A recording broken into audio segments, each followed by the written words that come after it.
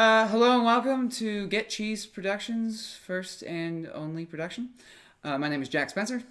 My name is Michael Poleleyev. And my name is Daphany Edwards. And this is an adaptation of Edgar Allen Poe's short story, The Masque of the Red Death.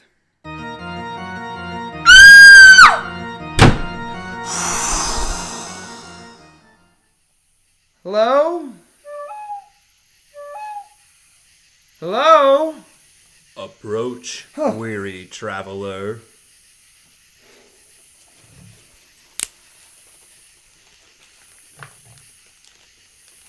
How you've managed to come this far is beyond me. Please, sit down. Warm yourself by the fire.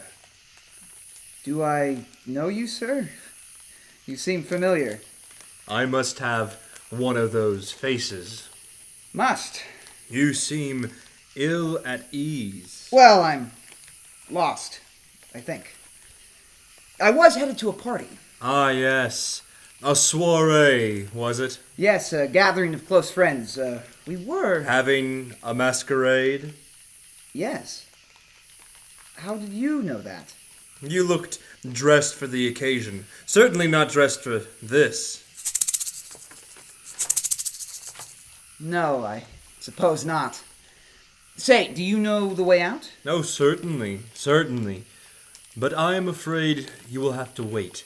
The boat won't arrive for a while. Boat? No, I could just walk back to my carriage if you could just point me toward the road. There's no carriages to be had in these parts. There is only the boat. No, that can't be. I have a date. I must... Please. Sit. I'm sure you are very tired and confused. Perhaps a story while you wait. All right. I suppose so. Though I know not how I was... The boat will come in time. Be patient and listen. Maybe a story of a masquerade. Something you can look forward to. All right, stranger. How does it start? As all masquerades do. With music! What a charming gathering, I must say. Especially under the circumstances, don't you agree, Lord Gula? Oh, without a doubt, most agreeable. To think we ourselves were gonna wait it out alone. Like they say, Lady Alvarita, safety in numbers, and the spread is to die for. Oh, you jest! Such a cod. I only wonder how the prince managed to procure it all. And have you seen the chambers where we will be staying? I have yet to. Are they just as dazzling? Even more so. There are 7 altogether, each beautifully coated with their own color and drapery. And my dear Gula, the windows in each provide the most splendid light. The moon itself becomes part of the room. Simply divine. Our prince truly is a man without limits. Speaking of, where is that handsome devil? Preparing for some grand entrance, I imagine. Ladies and gentlemen. The orchestra halts. The chatter ceases. All eyes are on the prince. Welcome to my humble abbey.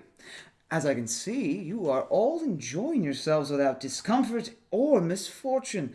Leave that sort of business to the urchins at the gate.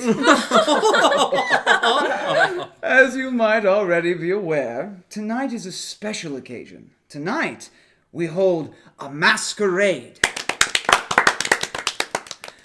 A fitting adornment for our security, don't you think? Even Death himself might go astray in a place full of such bizarre faces.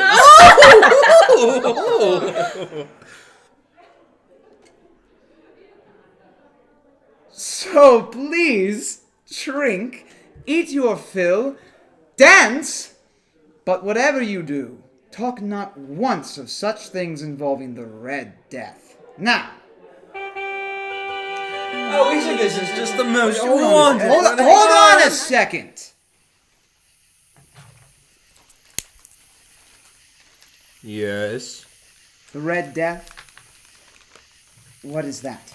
Oh, you haven't heard of the Red Death? It sounds depressing. Oh, it is much more than that. It is a pervading pestilence, putrid and pulverizing to every property, propriety, and person alike. Its calling card is the cloak of blood it leaves upon its victims. Even a prince is subject to its inevitability. Surely you joke.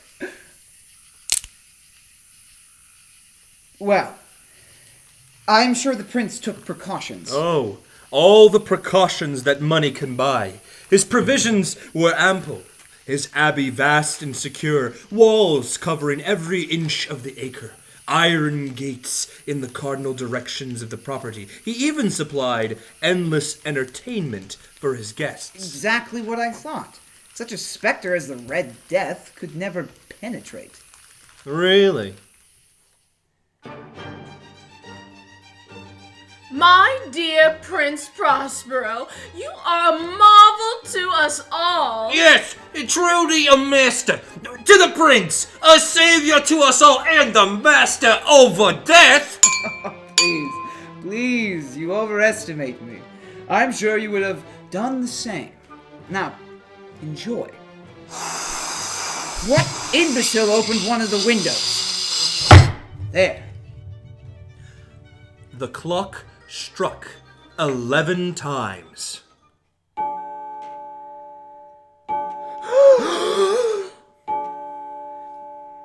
Everybody, please, it's only time.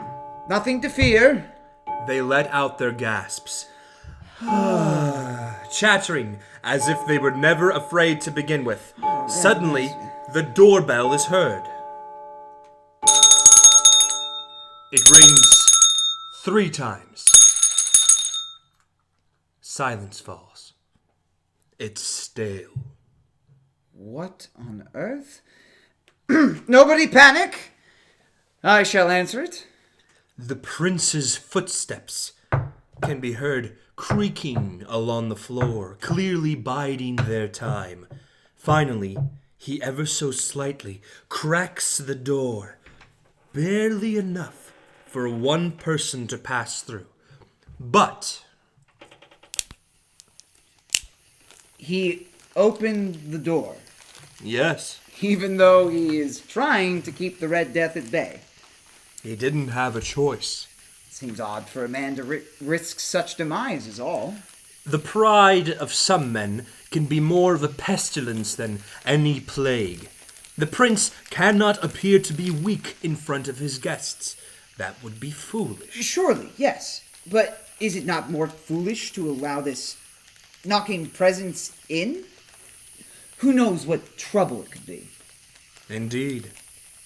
Now, all the guests were gobsmacked with fear. An uninvited guest had come knocking about. The prince, however, surprisingly relieved, addresses the crowd. Ladies and gentlemen, there is no one at the door. Oh, good. I was right. That's good. The wind must have rung the bell. Maestro, if you please. The prince made his way upstairs to the balcony overlooking the hall of dancers. He removes a handkerchief to wipe his brow. Suddenly, Damn it all! My dear Prince, I must compliment you on the lavish display you have for your many rooms.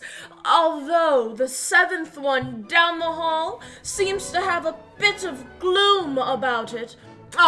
Altogether, you have a taste unlike any other. Did you not hear that just now, Lady Avarita? Hear what, my prince? That! Oh, you jest, good prince. All I can hear is the splendor of the affair. Right, you are. a clamor of disgust can be heard approaching down from the hall, coming towards the prince and Lady Avarita. I have never been more revolted in my entire life than there with some people. My dear friend, Lord Gula, what is the matter? I do not know what kind of joke you are playing here, Prince Prospero, but I, for one, will not stand for it. My word! The lord and the lady leave the prince's side. A cold gust of wind blows against his back. Damn it all! The prince spins around with fury. I thought I shut this blasted window. How hard is it for people to... The prince stops cold in his charge. The window he had closed earlier remained closed. It was then he felt that creeping chill once again against his back. He turned to look down the hall towards the 7 apartments.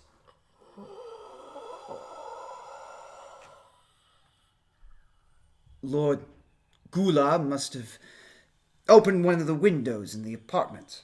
The once fearless prince makes his way towards the end of the hall, trembling, passing each apartment, checking for where that unsettling air could have originated.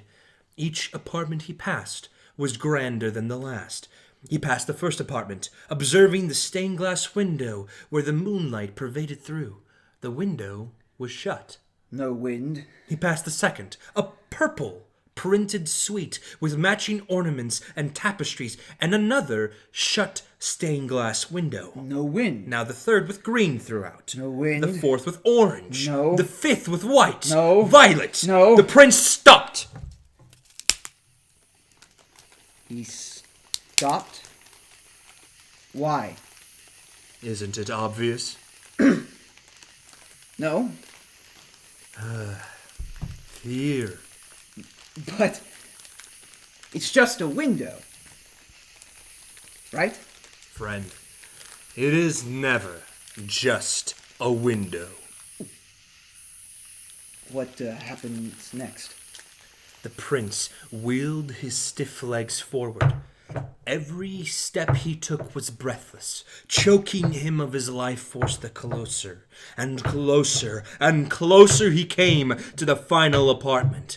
His eyes could scarcely see the archway to the 7th room, save for a glimmer of candle that peeked out of the doorway. He finally turned about face, gazing in what could only be described as blackness. The room was draped with dark velvet curtains that slumped to the floor. A single candle flickered against the back wall, but something was missing. No window. Something else occurred to the prince. No music. He rushed down the hall, back to the balcony. Dear God. The prince, in all his grandeur, crumpled at the sight before him. The orchestra, the dancers, his guests, all lay motionless, draped in a blood-red sheet. At the center of this mass grave was one figure, waltzing alone to the tune of silent decay. The door. It's open. The figure stopped. You were explicitly uninvited, sir. The figure spoke, but did not look at the trembling prince. But you did invite me. The prince advanced down the stairs towards the specter. You answered my call. You weren't at the door. No. I checked every window. Yes. I barred every entrance, closed every gate, took every precaution. You always do, but I came all the same. Midnight. Just enough time for one more dance.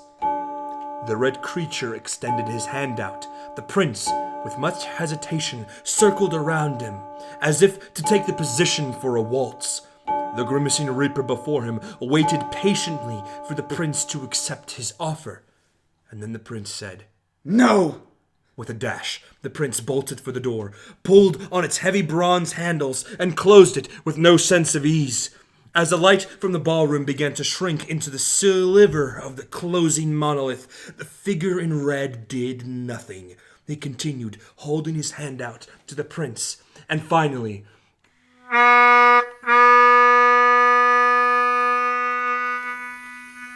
Oh, is that the boat? Yes, it always arrives on time.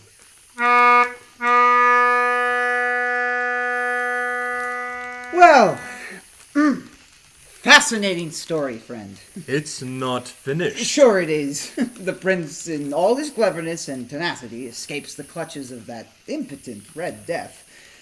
You had me going there for a while, but sadly it's much too obvious an ending. Now, I must be going. Of course.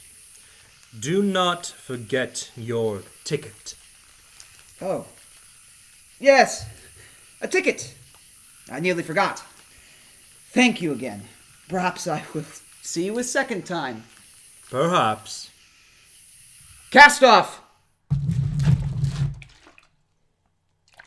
Hurry, boatman. I'm late for an important affair.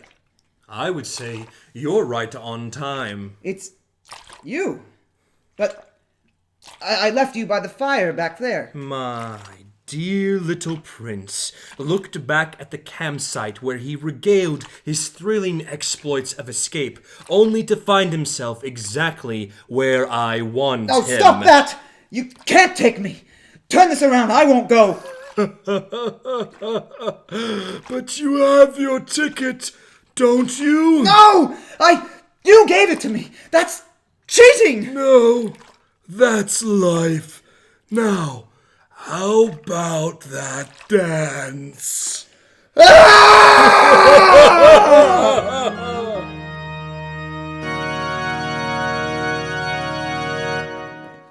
And this has been The Masque of the Red Death with Get Cheesed Productions. Thank you for tuning in yet again.